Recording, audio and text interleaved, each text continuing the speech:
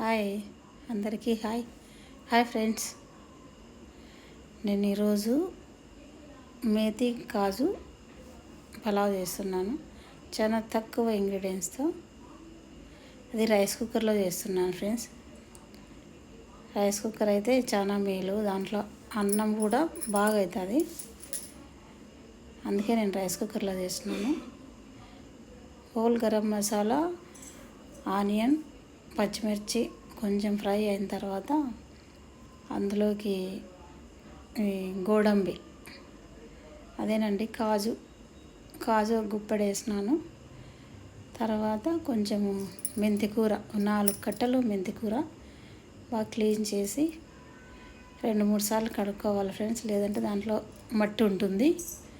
Clean చేసుకున్న తర్వాత అది బాగా మగ్గాలి. ఆ కూర అంతా మగ్గిన తర్వాత కడిగి పెట్టుకున్న రైస్, అవి బాస్మతి రైస్, అవి తీసుకొని కొంచెం బాగా ఫ్రై అవ్వాలి. వాటర్ అంతా ఇంకిపోయే వరకు ఫ్రై అయిన తర్వాత ఒక కప్పుకి 1.5 కప్పు వాటర్ వేసినాను ఫ్రెండ్స్. అసలు బాగా వచ్చేసింది రైసు, బాగా పొడిగా బాగా వచ్చింది. చూడండి ఫ్రెండ్స్ ఎంత కలర్ఫుల్గా ఉందో. నాకైతే ఆ కలర్ చూసి చాలా ఇష్టమైపోయింది.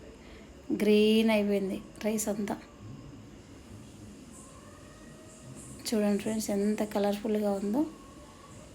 ఓకేనా ఫ్రెండ్స్, ఈ వీడియో మీకు నచ్చితే లైక్ చేయండి, ప్లీజ్ సబ్స్క్రైబ్ చేయండి.